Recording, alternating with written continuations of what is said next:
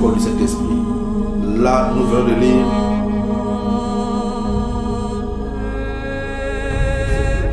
nous branchons tous de plusieurs manières. Si quelqu'un est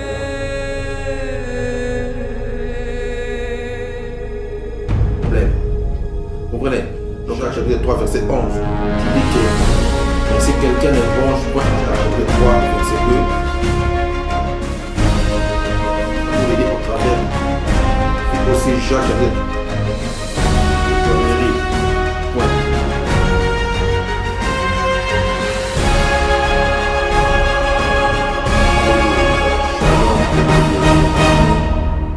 Toi qui es connecté en direct sur Shiloh TV, toi qui nous suis maintenant dans notre programme L'école du Saint-Esprit. Comme toujours, nous allons partager un verset qui va nous aider à comprendre quelque chose de la parole de Dieu. Donc nous allons prendre aujourd'hui le livre de Jacques chapitre 3. Nous allons voir le livre de Jacques chapitre 3, le verset 2. Jacques chapitre 3, verset 2, la Bible nous dit ceci. Nous branchons tous de plusieurs manières. Si quelqu'un ne branche point en parole, c'est un homme parfait, capable de tenir tout son corps en bride. Je reprends encore la parole de Dieu. La Bible nous dit ceci. Nous branchons tous de plusieurs manières. Jacques chapitre 3, verset 2. Nous branchons tous de plusieurs manières. Si quelqu'un ne branche point en parole, c'est un homme parfait, capable de tenir tout son corps en bride. Père, nous te disons merci pour ces moments glorieux que nous allons partager ta parole. J'invoque la présence de ton Esprit Saint dans ce lieu. Que ton Esprit puisse nous enseigner, car ta parole déclare que lorsque l'Esprit, le Consolateur, viendra, nous enseignera toutes choses. Père, nous voici devant ta parole. Nous voulons comprendre quelque chose venant de ton trône, afin que ton nom soit glorifié encore de nouveau. Nous te bénissons dans ces moments. Amen. Ok, peuple de Dieu, nous venons de lire le livre de Jacques, chapitre 3, le verset 2, où la Bible nous dit ceci.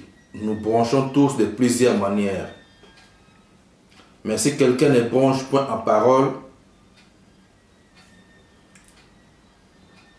c'est un homme parfait, qui est capable de tenir tout son corps en bride. Cela veut dire quoi? Ça arrive dans la vie, nous, en tant que les enfants de Dieu, ça nous arrive de commettre des erreurs. Mais la Bible nous dit ceci. Jacques dit que si nous arrivons à contrôler nos bouches, donc ça nous aidera à contrôler beaucoup de choses.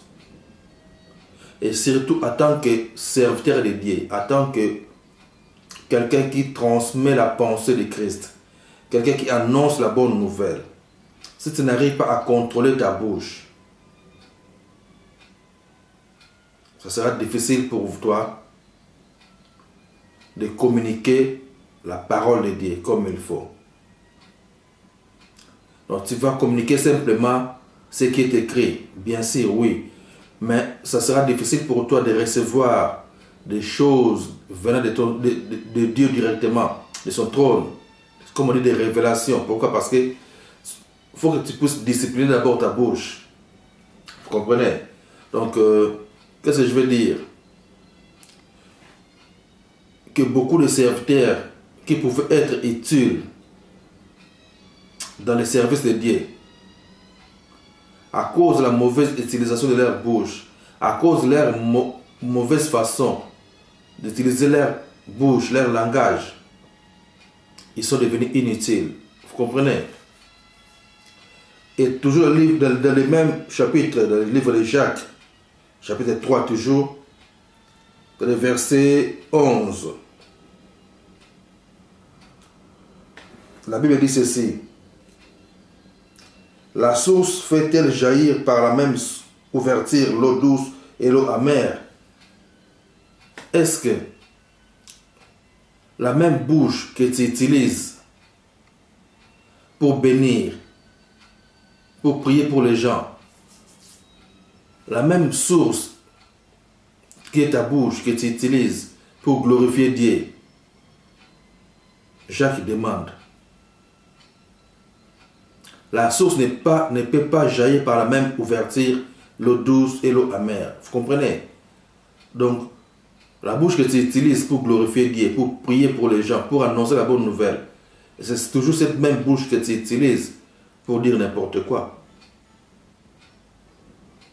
Ça ne peut pas être ainsi en tant que serviteur de Dieu. Vous comprenez? Donc ta bouche doit être consacrée. Que les mensonges ne sortent même pas de ta bouche. Que la plaisanterie ne sorte même pas de ta bouche. Tu dois consacrer ta bouche pour la gloire de Dieu. Vous comprenez? Parce qu'en tant que serviteur de Dieu, beaucoup de gens viendront vers toi pour t'exposer leurs problèmes. Vous comprenez? Donc en tant que serviteur de Dieu, beaucoup de gens viendront vers toi pour te parler de leurs problèmes. Cela ne veut pas dire que tu dois commencer à exposer leurs problèmes partout. Cela ne veut pas dire que tu vas commencer à parler de leurs problèmes chez les autres. Non, vous comprenez? Nous devons plutôt commencer à conserver ce que les gens viennent nous dire. Parce que nous sommes comme des dépôts. Vous comprenez? Nous sommes des dépôts. Car nous portons ce trésor qui est la puissance du Saint-Esprit, qui est l'amour de Christ. Et les gens viendront toujours vers toi, toi qui m'écoutes, toi qui es serviteur ou servante de Dieu, pour te parler de leurs problèmes. Parce que les gens, beaucoup de personnes ont des problèmes spirituellement sérieux. Des sérieux problèmes spirituels. Et ils ont besoin de serviteurs ou de servantes de Dieu pour leur parler. C'est pour ça que tu dois toujours commencer à conserver ce que les gens te disent. Les garder et prier pour leur vie. Ne pas les divulguer, ne pas les propager, si je peux dire. Ne pas raconter leur vie chez les autres. Parce que les gens viennent vers toi parce qu'ils voient en toi l'Esprit de Dieu.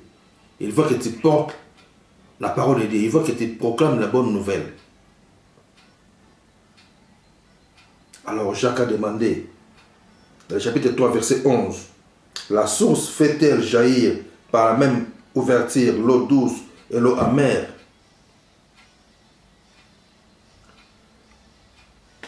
La bouche de l'homme de Dieu doit proclamer la parole de Dieu.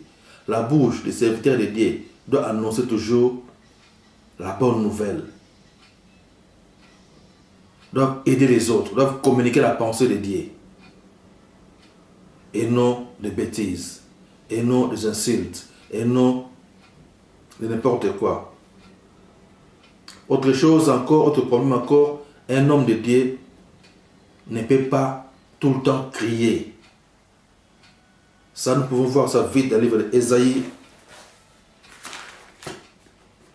Ésaïe chapitre 42.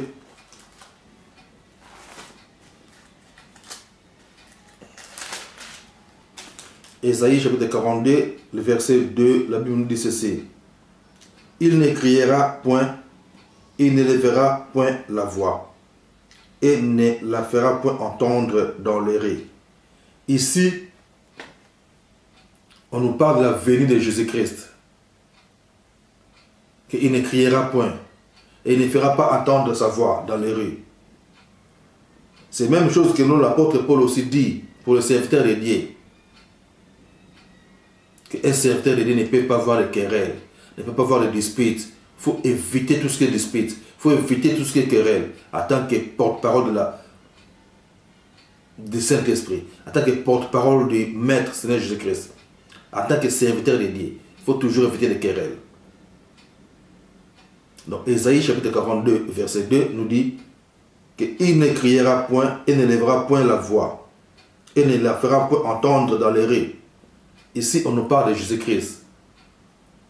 Que lorsqu'il devait venir, on nous parle de sa venue. Que quand il viendra, il ne criera point. Il ne fera point entendre sa voix dans les rues. C'est là que Paul aussi nous dit, dans 2 Timothée chapitre 2, verset 24, qu'un serviteur de Dieu ne peut pas avoir de querelle. Donc il faut éviter les disputes en tant que serviteur de Dieu. Car être serviteur de Dieu, cela veut dire que tu ne fais plus partie de ce monde. Tu es dans ce monde juste pour annoncer la bonne nouvelle. Tu es dans ce monde juste pour communiquer la pensée de Dieu. Donc tu es devenu citoyen céleste. C'est comme quelqu'un qui rentre dans l'armée. Donc automatiquement, sa vie doit dépendre de l'armée. C'est pour ça que je dis que nous sommes des soldats de Jésus-Christ. Nous sommes dans l'armée de Dieu pour apporter la bonne nouvelle, pour faire la volonté de Jésus-Christ. Et nous devons toujours veiller à ce qui sort de nos bouches. Nous devons discipliner notre vie, contrôler tout ce qui sort de nos bouches. Ne pas prononcer des paroles vaines, ne pas prononcer des paroles inutiles. Matthieu chapitre 12, verset 34 à 37, nous dit que nous serons jugés par ce qui sort de nos bouches. Et c'est pour ça que nous devons toujours veiller. Nous devons toujours prononcer des paroles justes en tant que serviteurs de Dieu.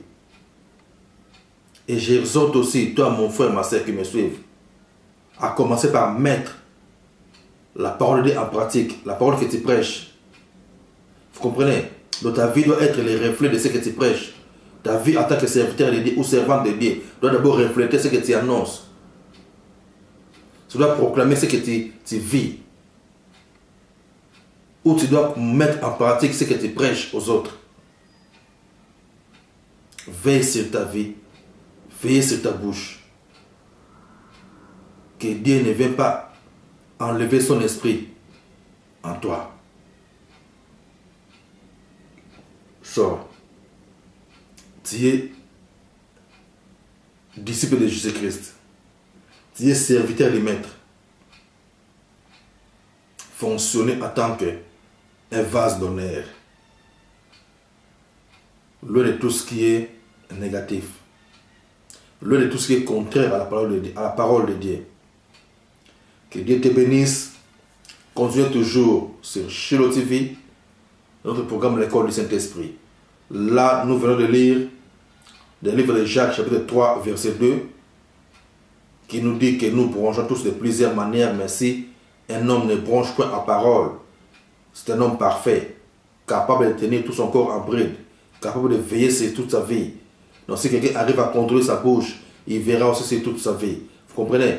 Et nous avons vu aussi Jacques chapitre 3 verset 11 qui dit que la source ne peut pas jaillir par la même ouverture l'eau douce et l'eau amère. Vous comprenez? Donc fais de sorte que ta bouche puisse toujours proclamer la bonne nouvelle, des paroles d'amour, des paroles de paix, car Dieu a déposé en nous son amour. Selon Romains chapitre 5 verset 5, nous sommes le temple du Saint-Esprit. Nous devons dégager l'amour de Dieu. Nous devons manifester l'amour de Dieu au travers de nous, de notre vie de tous les jours. Vous comprenez? Et nous avons vu aussi Ésaïe chapitre 42 verset 2, qu'il ne criera point lorsqu'il va venir, lorsqu'il viendra, il ne criera point. Il ne fera point entendre sa voix dans les rues. Notre Maître, c'est Jésus-Christ. Et nous, en tant que ses serviteurs, nous ne pouvons pas aussi avoir de querelles. Nous devons éviter tout ce qui est dispute, que la plaisanterie ne sorte pas de nos bouches.